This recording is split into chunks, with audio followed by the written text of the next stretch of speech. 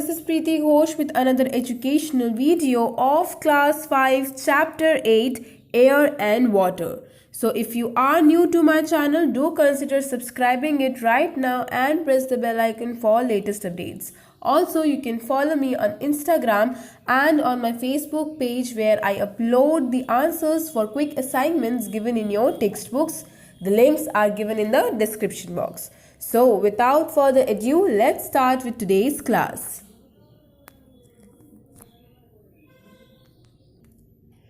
Air and water both are essential for us. Plants and animals both depend on air and water to live.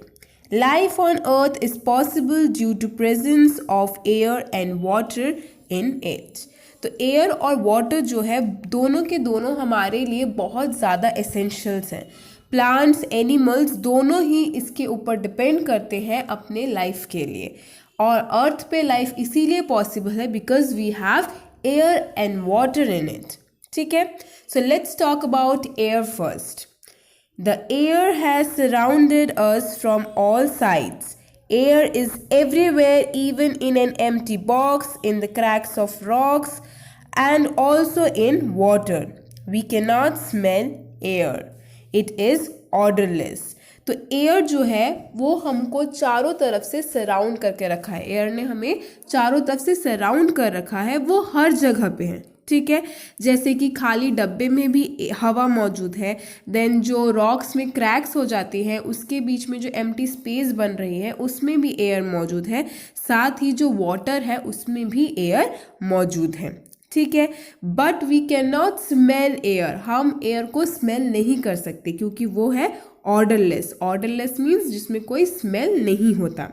We can only feel it. हम सिर्फ उसको feel कर सकते हैं. So air help us in various ways. Air जो है वो हमारी बहुत से तरीकों में हमारी हेल्प करते हैं. ठीक है, कैसे? Let's see. We need air to breathe, filling in the balloons, flying parachute, flying the kite and for many other purposes. Aeroplanes also fly in the air. So air जो है वो हम ब्रीदिंग में यूज़ करते हैं. Then अगर balloons में हमें एयर फिल करना होता है तो भी वहाँ पे एयर का यूज़ होता है. देन पैराशूट्स को फ्लाई करने में, काइट्स को फ्लाई करने में, ऐसे ही बहुत सारे कामों में एयर का यूज़ होता है. ऑल्सो जो एरोप्लेन्स होते हैं वो भी एयर में ही फ्लाई करते हैं. Clear? Next we will talk about atmosphere. What is atmosphere? The earth is surrounded by a blanket of air called atmosphere. जो अर्थ है वो एक एयर के ब्लैंकेट से सराउंडेड है. उस एयर के ब्लैंकेट को कहा जाता है atmosphere. I repeat the definition of atmosphere. The earth is surrounded by a blanket of air called atmosphere. ठीक है. Now, atmosphere has mixture of gases in several layers. तो एटमॉस्फेयर के कुछ लेयर्स होते हैं और उन सब लेयर्स में गैसेस के मिक्सचर्स प्रेजेंट हैं. तो ये जो लेयर है वो कितनी दूर तक है, उनका लेंथ कितना है? It extends from the earth surface to about 800 kilometre above the earth. तो ये अर्थ सरफेस से लेके 800 किलोमीटर तक एक्सटेंडेड है अर्थ सरफेस के ऊपर. क्लियर? सो कौन कौन से लेयर्स हैं एटमॉस्फेयर के? Let's see. The first layer is troposphere, then the stratosphere, then mesosphere, thermosphere and finally exosphere. We will discuss about these layers in much more details. First, we will talk about troposphere. It is the layer of atmosphere closest to the Earth's surface. सबसे ज़्यादा close जो layer है atmosphere का अर्थ से वो है troposphere. ठीक है, उसमें क्या क्या होता है? It contains water and gases, mostly oxygen and nitrogen. तो इस लेयर ऑफ एटमॉस्फेयर में क्या है? वाटर है और गैसेस है. कौन से गैसेस? मोस्टली जो गैसेस प्रेजेंट है, जिनकी अमाउंट या जिनकी मात्रा बहुत ज़्यादा है, वो है ऑक्सीजन और नाइट्रोजन. जो वेदर चेंजेस होते हैं एटमॉस्फेयर के वो भी एक्चुअली ट्रोपोस्फेयर में ही होते हैं. So weather changes takes place in troposphere. The condition in this layer change very quickly, क्योंकि यहाँ इस एटमॉस्फेयर के इस लेयर में जो कंडीशंस हैं वो बहुत जल्दी चेंज हो जाते हैं, तो इसलिए वेदर चेंजेस जो होते हैं वो भी इस ट्रोपोस्फेयर लेयर में ही होते हैं. ठीक है. Next we will talk about stratosphere. It lies above the troposphere. It is about 30 kilometre thick. तो ये जो है ये ट्रोपोस्फेयर के बाद वाला जो लेयर है दैट इज स्ट्रेटोस्फेयर, और वो 30 किलोमीटर थिक है. मीन्स ट्रोपोस्फेयर की बाउंड्री से स्ट्रेटोस्फेयर की बाउंड्री का डिस्टेंस जो होगा दैट इज अबाउट 30 किलोमीटर. ठीक है. Now what is the feature और what are the feature of this layer of atmosphere? Let's see. It is clear cloudless layer. ये क्लियर है, उसमें कोई क्लाउड्स नहीं होते. उसमें क्लाउड्स नहीं होते इसके लिए ये बता दूं मैं कि इस लेयर में ही एरोप्लेन्स जो होते हैं वो फ्लाई करते हैं, because it is cloudless. Now the upper part of stratosphere has ozone layer. तो जो स्ट्रेटोस्फेयर का जो अपर मोस्ट पार्ट होगा वहाँ पे एक और लेयर प्रेजेंट है that is the ozone layer. ठीक है. हमें पता है कि ozone layer is like a huge shield that blocks most of the sun's harmful ultraviolet rays.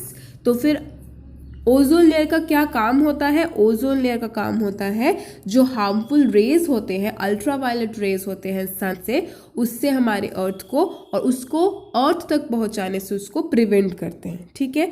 तो स्ट्रेटोस्फेयर में ही वो ओजोन लेयर प्रेजेंट होता है. Clear. Next moving on to mesosphere. Mesosphere is the coldest layer on the earth. वो जो है सबसे coldest layer होता है. It extends from the upper boundary of stratosphere to 85 kilometre. मतलब अब स्ट्रेटोस्फेयर का जो नेक्स्ट है वो है मेसोस्फेयर. तो स्ट्रेटोस्फेयर की बाउंड्री से उसकी distance above it will be 85 kilometre. Means वो 85 किलोमीटर थिक है. ठीक है. Here is where most meteor burn up. तो मीटियोर क्या होते हैं? मीटियोर वो सब्सटेंस होते हैं स्पेस के जो कि वहाँ से टूटकर जब अर्थ की तरफ आते हैं तो because of friction they actually starts burning. ठीक है. सो मीटियोर जो बर्न होना स्टार्ट होता है दैट इज ऑन मेसोस्फेयर. और जब वो अर्थ की तरफ आते हैं तो we can only see a streak of light. मतलब हमें जस्ट एक लाइट का टुकड़ा नजर आता है. ठीक है. बिकॉज ऑफ फ्रिक्शन वो एक्चुअली बर्न होना स्टार्ट करते हैं and they actually Burns from mesosphere. Clear. Next is thermosphere. Here the atmosphere is very thin. यहाँ पे जो एटमॉस्फेयर है वो बहुत ज़्यादा थिन होता है and the space shuttles orbit in this layer. जो स्पेस शटल्स होते हैं वो यहाँ पे ही ऑर्बिट करते हैं इसी लेयर पे. अब स्पेस शटल्स क्या होते हैं? Space shuttles actually rocket launch space craft होते हैं. मीन्स रॉकेट के थ्रू जो लॉन्च किए गए स्पेस क्राफ्ट होते हैं जो कि अर्थ और स्पेस के बिटवीन जाने में हमारी हेल्प करता है या फिर वहाँ पे कोई सैटेलाइट लॉन्च करने में हमारी हेल्प करता है. ठीक है. Now let's move on to the next layer. Next layer is exosphere. It is the outer most layer of the atmosphere. तो सबसे आउटर मोस्ट लेयर जो है एटमोस्फेयर का that is exosphere. It contains very little air. इसमें बहुत कम मात्रा में air present होता है. ठीक है. So these were about the layers of atmosphere. Now let's talk about composition of air. ठीक है. एयर में क्या क्या प्रेजेंट है, एयर एक्चुअली किस चीज़ से बना है, उसके क्या क्या कंपोनेंट्स है जिसकी मदद से हम पूरी चीज़ को एयर कह सकते हैं. So air is a mixture of gases. Air में बहुत सारे गैसेस के मिक्सचर्स प्रेजेंट होते हैं. It contains nitrogen, oxygen and some other gases जैसे कि कार्बन डाइऑक्साइड हो गया, हाइड्रोजन हो गए, आर्गन हो गया, मीथेन हो गए. बट ये सब जो है they are present in very small amount. ये सब बहुत ही स्मॉल अमाउंट में प्रेजेंट होते हैं. मोस्टली कौन से दो गैसेस प्रेजेंट होते हैं? That is nitrogen and oxygen. ठीक है. Now, water vapor, smoke and dust is also present in this air. Clear? Now, the percentage of dust particles, smoke या water vapor may vary from place to place. अब ये तीन जो चीज़ें हैं means जो water vapor, smoke या dust हो गया, उनका जो परसेंटेज होगा वो एक जगह से दूसरी जगह पे वेरी कर सकता है. ठीक है. Now the amount of water vapor present in the air is called humidity. तो ह्यूमिडिटी किसे कहते हैं कि जितना वाटर वेपर प्रेजेंट है एयर में उसको हम कहेंगे humidity. So the definition of humidity will be the amount of water vapour present in air is called humidity. Next, the humidity is high when the amount of water vapor is more in air. Obviously, humidity किसको कहा गया है कि water vapor जितना air में present है. तो humidity high कब होगा? जब water vapor air में ज़्यादा present होगा. We can feel humidity in air before and after the rain. तो इससे हम ज़्यादा ह्यूमिडिटी कैसे फील कर सकते हैं? जब बरसात के पहले या बाद में हमें ऐसा फील होता है कि ह्यूमिडिटी बहुत ज़्यादा है, क्योंकि तब एयर में वाटर वेपर की मात्रा बहुत ज़्यादा होती है. ठीक है. Now let's see a pictorial representation of composition of air. तो ये जो है this is called the pie chart. ठीक है. Now the maximum amount of gas that is present, that is nitrogen. कितना percent? 78%. So it is the major constituent of air. Living beings cannot use it directly from the air. तो ये जो है ये major constituent है air का, means जो major मात्रा में प्रेजेंट है वो है नाइट्रोजन. बट जो सारे लिविंग बींग्स हैं वो डायरेक्टली इसको एयर से यूज अप नहीं कर सकते. It is used by plants with the help of bacteria in the soil. जो plants है वो इसको यूज करते हैं एक बैक्टीरिया की मदद से जो कि सॉइल में प्रेजेंट होता है. It also keeps the process of burning under control. तो जो प्रोसेस बर्निंग का जो प्रोसेस होता है वो भी नाइट्रोजन कंट्रोल में रखने में हमारी हेल्प करता है. ठीक है, क्योंकि हमें पता है कि ऑक्सीजन जो है वो एक्चुअली क्या करता है, बर्निंग को सपोर्ट करता है, और कार्बन डाइऑक्साइड जो गैस है वो बर्निंग को एक्सटिंग्विश करता है, मीन्स बुझाता है. तो जो नाइट्रोजन है वो एक्चुअली चीज़ को बैलेंस करता है, वो न्यूट्रल होता है. ठीक है. Now next thing that is present in major quantity, or next gas that is present in major quantity, that is oxygen. Oxygen is present in 21%. Plants and animals need it for respiration. It helps in burning, that is combustion. तो plants और animals जो है इसको use करते हैं respiration के लिए, और जैसा मैंने अभी बताया कि बर्निंग के लिए जो इम्पोर्टेंट है दैट इज ऑक्सीजन. ठीक है. नेक्स्ट इज अदर गैसेस, जो थोड़ा सा मात्रा बच गया है इस पाई चार्ट में, that is for the other gases. ठीक है.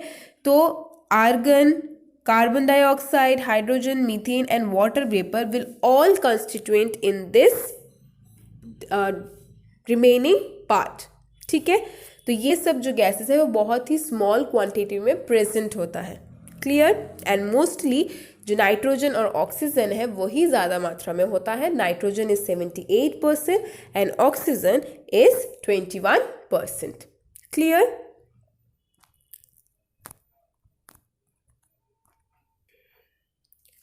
So students, that's all for today's video. In our next video, we will continue with this chapter. Till then, stay tuned and thank you.